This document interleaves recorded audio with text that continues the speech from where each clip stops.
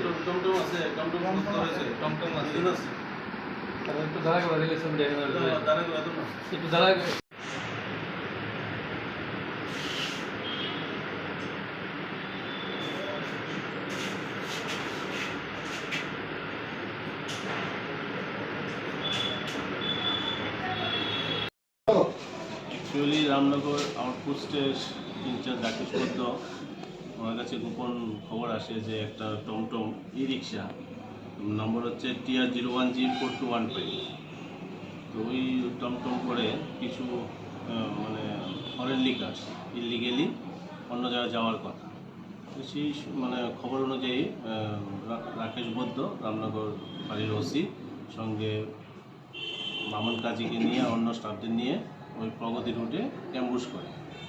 তো যথারীতি যখন টোটোটা আসছিল তখন ওকে ডিটেন করে এবং ডিটেন করার পর ওর মধ্যে সার্চ করে total 760 bottles foreign liquors different brand different quantity উদ্ধার করা হয় এবং সঙ্গে দুজন লোককে আটক করা হয়, একজন কাজল চন্দ্র দাস, একজন নয়ন দাস।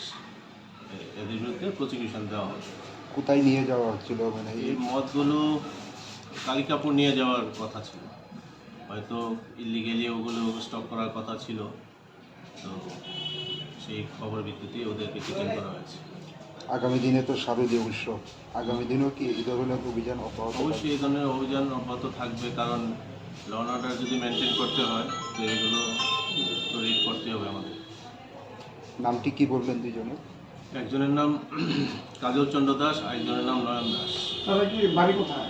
বাড়ি কালিকাপুর। বাজার মূল্য কত? বাজার মূল্য আনুমানিক 2.5 লাখ। এখন অবধি কি জানা গেছে তারা কি প্রতিনিয়ত মানে এই ধরনের ব্যবসা কোনোর সঙ্গে জড়িত?